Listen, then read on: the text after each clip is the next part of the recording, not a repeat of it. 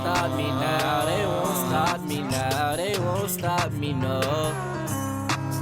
They won't stop me now, they won't stop me now, they won't stop me, no.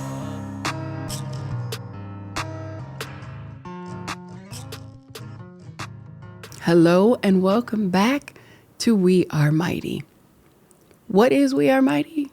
Well, it is a video journal, if you will. It is a chronicling of the journey of a mother, myself, dealing with the grief of losing her child to gun violence, dealing with the grief of just losing her child, period. And it's just a way of hopefully helping others to know that they're not on this journey alone, of helping others to know that it's okay to not be okay, and that the grief journey will be with you, unfortunately, until the end of your days. Who was mighty? Well, was my youngest biological son, Miles, who was taken from us at the young age of 24, again, as a result of gun violence. And I don't really want to focus on the gun violence part of it. I mean, violence is violence. And of course, we need to put the guns down. But that's not what this show is about. It's about dealing with any type of grief. Just to recap some things that we've talked about before, grief isn't only related to the loss of a loved one. Grief can be related to any type of loss. For a while, I grieved losing a job. I have previously grieved losing a vehicle. There are things that are of value to us that we don't even realize that we may grieve once we no longer have them. And so I try to use this platform to encourage and to help people to know that, like I said, you're not in this alone. There are others who are dealing with it. There's no cookie cutter way of dealing with it. And as long as you're waking up to another day, you've got another chance to do it right. So, how was your holidays? Are you enjoying the new year? Happy New Year. I'm sure you're tired of hearing it already. I know I am. We may have until the end of the month to continue hearing it, so I guess we have to get used to it. You know, I usually, when a new year comes about, or I've had, as New Year's have begun since I lost my son, it would be the thought of, it's another year without him. Another year that my baby's gone. It's another year that he won't see. I'm trying not to do that this year. No, I'm not saying new year, new me, because that's cliche. But I am saying new year, new outlook, if that makes sense. I really am trying to do things a little bit differently. I have allowed grief to, pardon my French, kick my ass long enough. And I feel like it's actually time to move forward, whatever that looks like. Things have happened in my life that have come completely unexpectedly. And if I may get a little bit biblical, you know, I did feel like at one point, like I understood what Job was going through with loss after loss. But see, the thing in the story of Job, he also gets restored. Things become restored, and I believe it's double portion, as it said. Now, I'm not expecting double portion, but things have happened that are restoring some of the things that I lost, or restoring my faith, and even allowing me to feel that the broken heart that I felt I would always live with is mended a little. I don't think it will ever be whole. There will always be a piece missing. But I definitely feel like it has mended some. And the things that have happened that have resulted in that, I would have never, ever expected. I could never have even made it up, to be honest. And I can't say, oh, don't worry, that's what's going to happen with you, that you're going to have things that come and completely change your life and turn it around. I don't know that. All I know is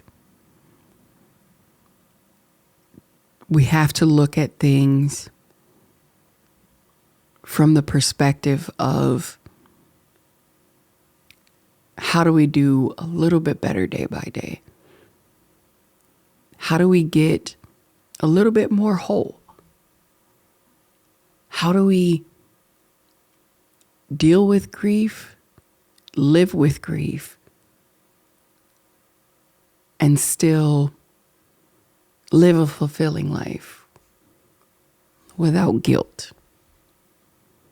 That's the thing that I still struggle with, feeling guilty about enjoying life, feeling guilty about moving forward when I know that my son's life stopped. And I know he would never want me to feel guilty.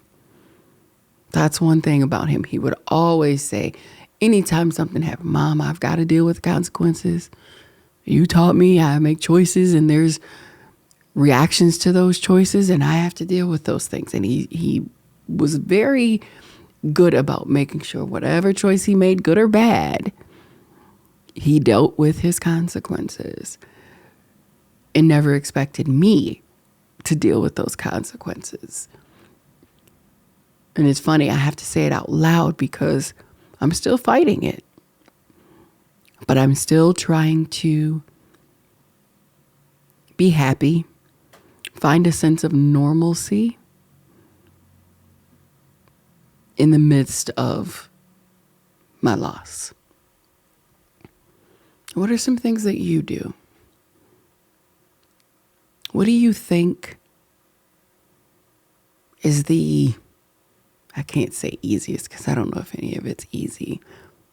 What is a way that you deal with the loss on a daily basis so that you are not living in a way that all people see is your loss? I try to smile more nowadays, laugh more. I used to make social media content, so I'm trying to get back in the area of doing those things. But I don't know, because I even am paranoid with that. Now I'm paranoid with, believe it or not, this is going to sound funny when I say this, but I'm paranoid about people looking at me. Go figure, right? But I do. I worry about people looking at me or what people will say. And I don't know, I guess comments from social media. Not that comments can't be put on YouTube videos or other content, but I've never been afraid of those things. And now it's like everything.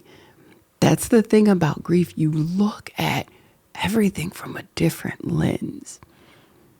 And I have to catch myself, because I can get to the point where I see things from the most negative possibility. And I never used to be that way. And I have to catch myself because, my older son, sometimes I have to encourage him to not do that. How easy is that? To be doing something and then someone else is doing the same, trying to encourage them not to do, or I guess discourage them from doing the very thing that you do on a daily basis. I always seem to think, what's the worst that can happen? But not in the normal, hey, what's the worst that can happen? No, the worst that can happen is what usually comes to mind. And I hate it. It's almost like living in fear every day. But if I can push past that, if I can push past the negative thoughts, watch out, literally like I'm walking down the street and a piano may fall on my head type of strange out there thoughts. If I could push back past that and live my life daily, I should be able to push past just about anything, I think. I know that there's no reason to live in fear in that way. And I literally will say, get out of my head. I'm not thinking like that. Sometimes get thee behind me, Satan. Whatever I need to say to get those thoughts out of my head. Because who can live like that? Who wants to live like that? My son shares his location with me. And whenever a thought enters my mind, I'm checking his location. And he's usually either at work or at home. But I have to see it, even though I know how he is. Because you never know what will happen.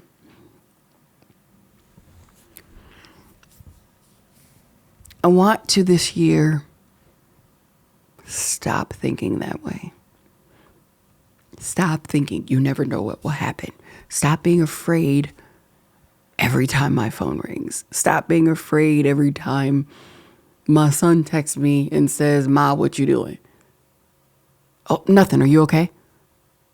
Anytime he calls, "Hey, Ma, what's up?" "Nothing. I'm good. You okay?" And Miles used to say that to me all the time. "Mom, why do you always think something's wrong?" So if I was that way before grief, just imagine how it's heightened now. So we're going to go for New Year, new outlook. New year, new possibilities, which is what it should be anyway. New year, new mercies. How many times have we heard that? But I want to live it this time. I truly want 2026 to be a pivotal year. I said that 2025 was a transformative one, and it was. I went through some things, I dealt with some things, and I addressed some things that were necessary. And things in my life have transformed for the better. So now I want this to be a pivotal year. I want to be able to say, 26 was the year that I took a turn and I changed some things. The outlook changed. My life became a positive example, and people looked to me for things that I didn't expect because I was able to change my way of thinking. I'm telling you this because I want some accountability.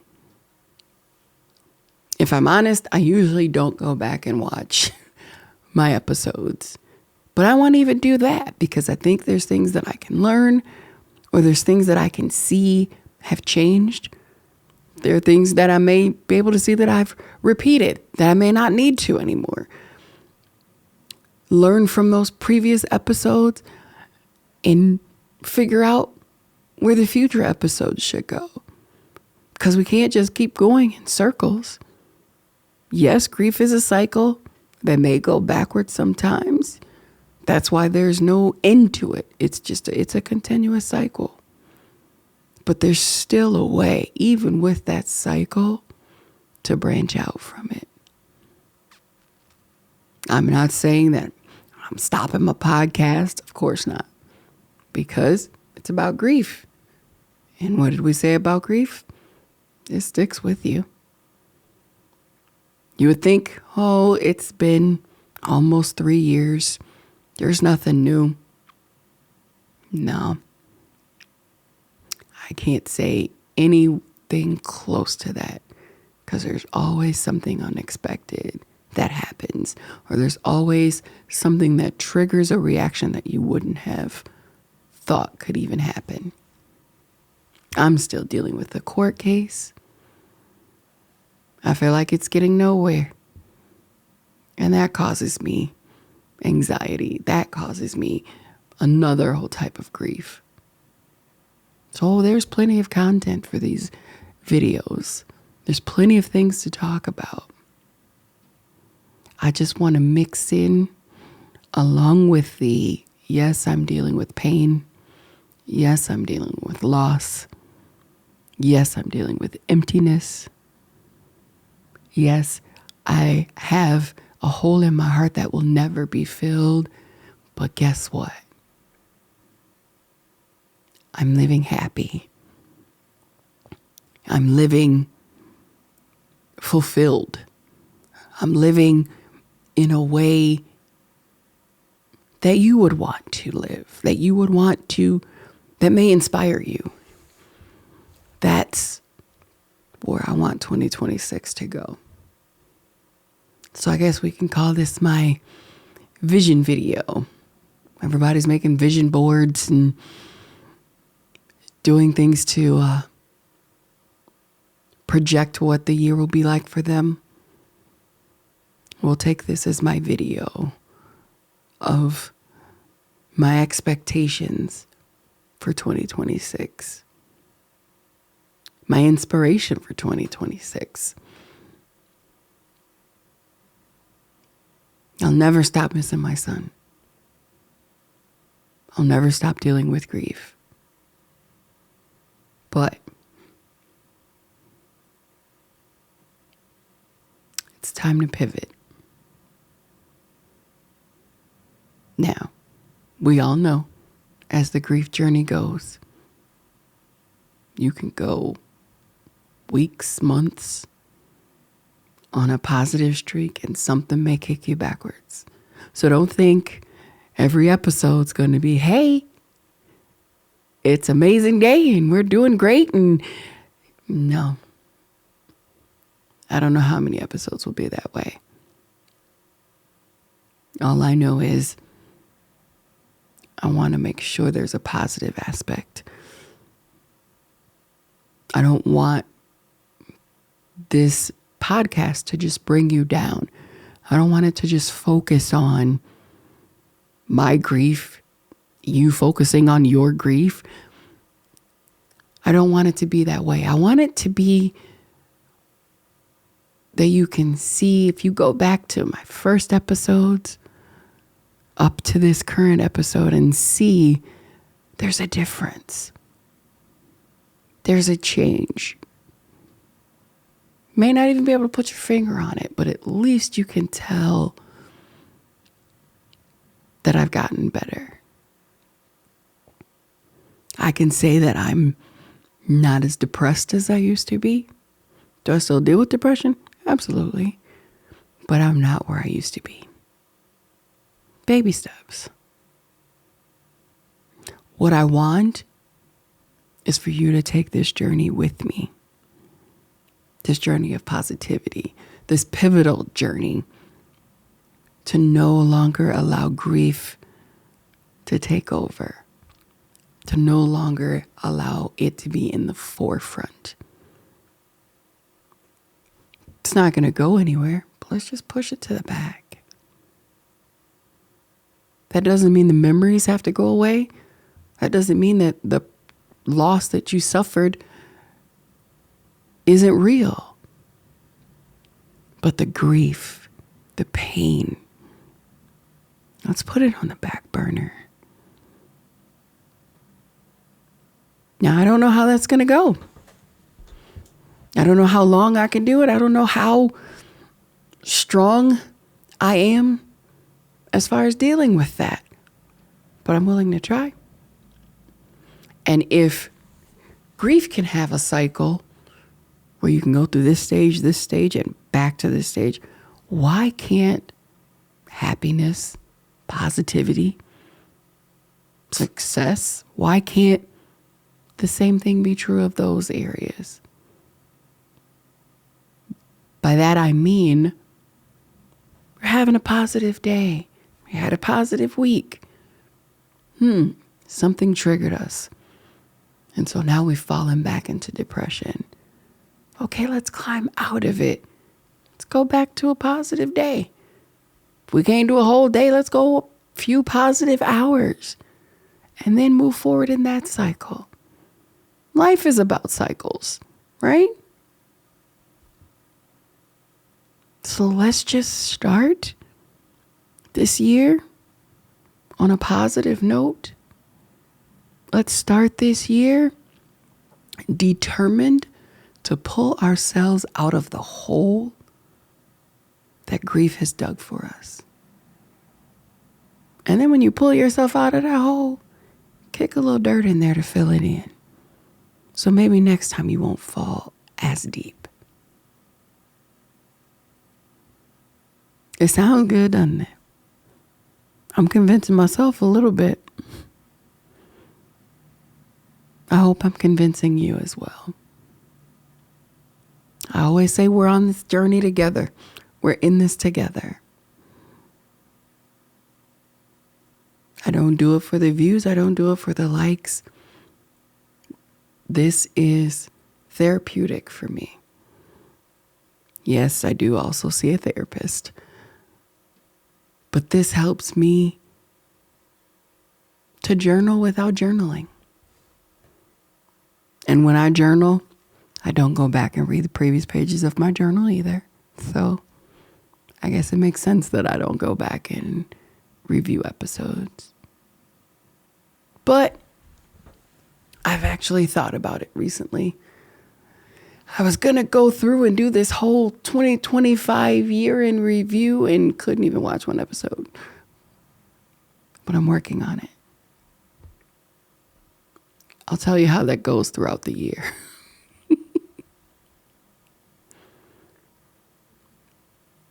Just be inspired. I hope something from this episode makes you want to just take a step forward.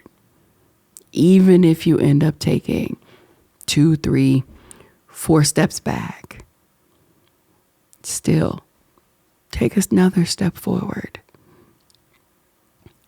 Let's get out of that hole. You may fall back and, by the time you fall back, maybe fall on some flat surface, not necessarily into the hole. It's so much easier to stand up from a flat surface than it is from underground, right? Every day, try to do something that kicks a little bit of dirt into that hole of grief. By the end of the week, see how far it's gotten you. By the end of the month, by the end of the year. It'll never be completely full, but you can always make it a little bit higher. I hope what I'm saying makes sense. I hope it's helpful. I hope your journey gets easier. And I hope in everything you do, you stay true to yourself. You are strong and you are mighty. We're here every other Friday, everywhere you listen to podcasts. You can watch us on YouTube and Spotify. We do still have our email address, wearemighty24@gmail.com. Feel free to email me. We welcome any guests. We welcome any questions, any topics that you would like covered. 2026 will be our pivotal year. I'll see you next time. They won't stop me now, they won't stop me now, they won't stop me, no. They won't stop me now, they won't stop me now, they won't stop me, no.